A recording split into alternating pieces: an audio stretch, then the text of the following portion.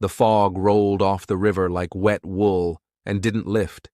It pressed through door frames, curled under blankets, and burned the backs of throats. By midnight, the streetlights in Donora glowed like coins at the bottom of a greenish well.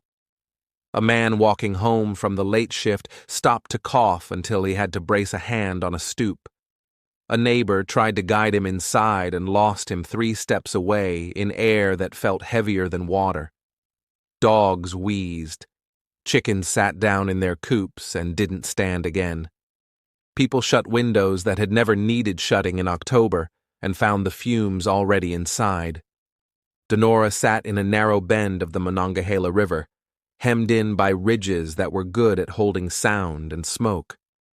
The town lived on steel and zinc, the American Steel and Wire Plant and the Donora Zinc Works, big stacks that pulsed day and night, throwing out heat, soot, and gases that smelled of matches and rotten eggs.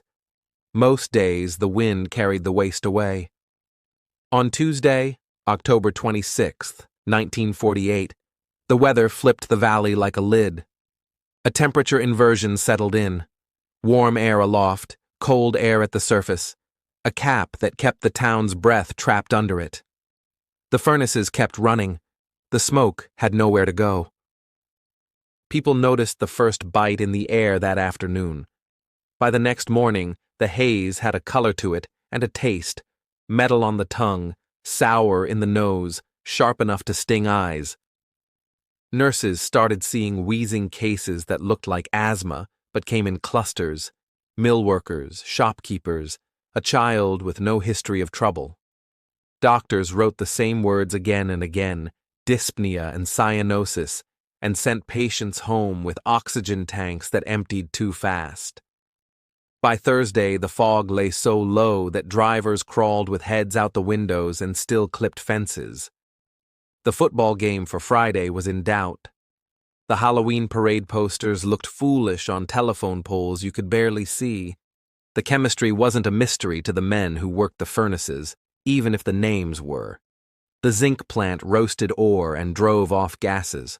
Sulfur dioxide, fluorides, a cocktail that made your eyes water on normal days. The steel works burned coke and left soot on everything. Under an inversion, those plants, plus home furnaces and locomotives, built a cloud that thickened by the hour. Sulfur dioxide converted to fine acidic droplets that burrowed deep into lungs already lined by years of mill dust. Fluorides from the zinc works added their own bite. It was industrial air turned into a weather event. Inside houses, the fog crawled along baseboards and climbed the stairs. People dampened rags and held them over faces. Doors stayed shut not because of the cold, but because opening them invited the smog to pour in like a living thing. The mill whistles kept schedules. Production did not stop. Some men reported to their posts and worked by feel.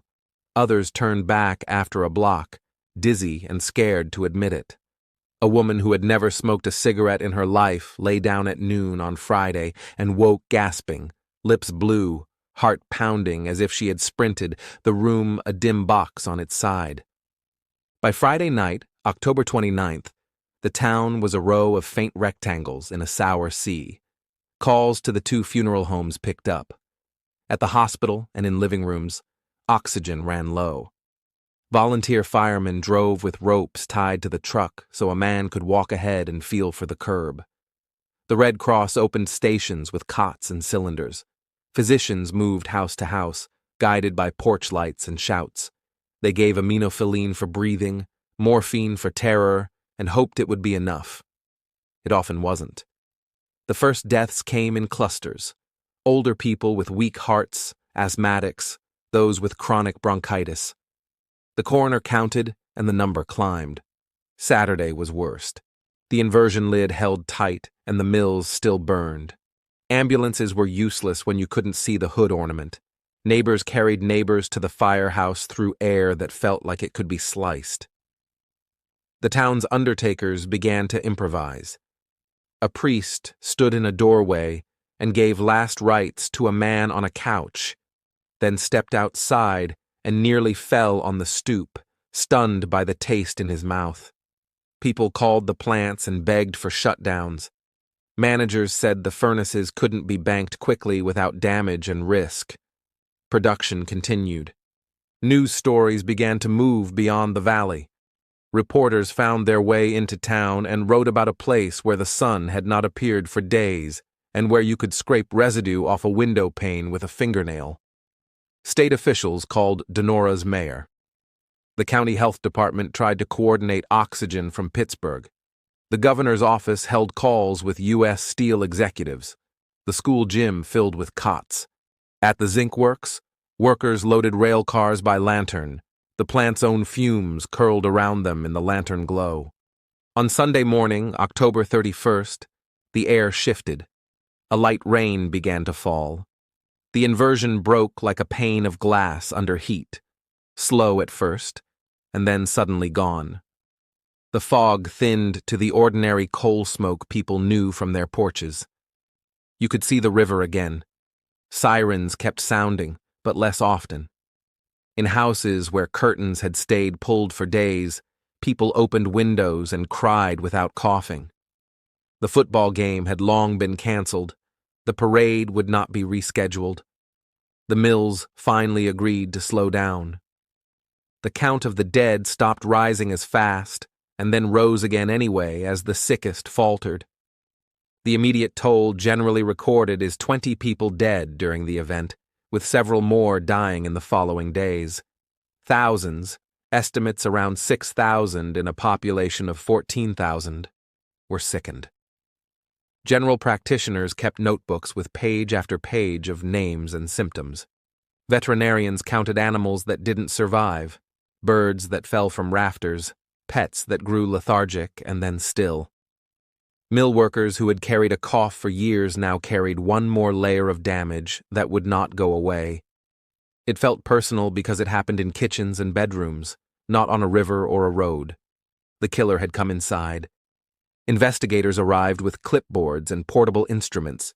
The U.S. Public Health Service opened a study that ran through 1949, collecting air samples, autopsy reports, and weather data. Their conclusions matched what the town had learned the hard way. A strong inversion in a narrow valley had trapped a mixture of industrial emissions and turned them into an acute poison. Sulfur dioxide and particulate matter took most of the blame. Later work pointed to fluoride compounds from the zinc works as a significant factor in the most severe cases. The chemistry and the geography had joined hands. Back at the plants, company officials made statements about extraordinary weather and unusual conditions. Workers kept clocking in. There were mortgages and grocery bills. The town buried its dead. Lawsuits were filed and settled years later without admissions of liability. The mills installed some controls and adjusted operations during inversions, but the bigger change came outside Donora, where the episode became a case study in what air could do to people at scale.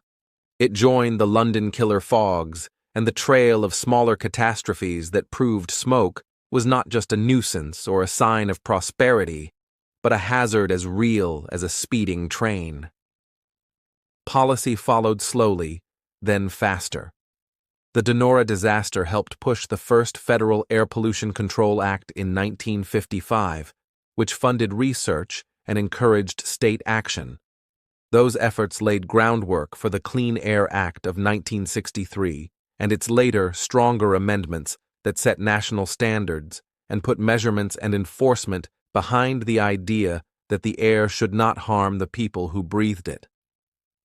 Over decades, the same valley that had once worn a permanent halo of soot saw blue sky on days it would not have in 1948. Some mills closed, for reasons more complicated than regulation, others modernized.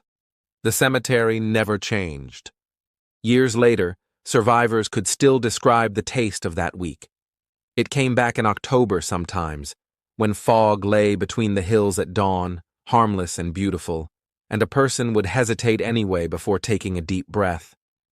They remembered the sudden darkness at noon, the way the river disappeared, the sound of the siren that didn't stop, and the feeling of being trapped not by fire or flood, but by the basic act of breathing. The town's museum would build an exhibit and school children would learn the story.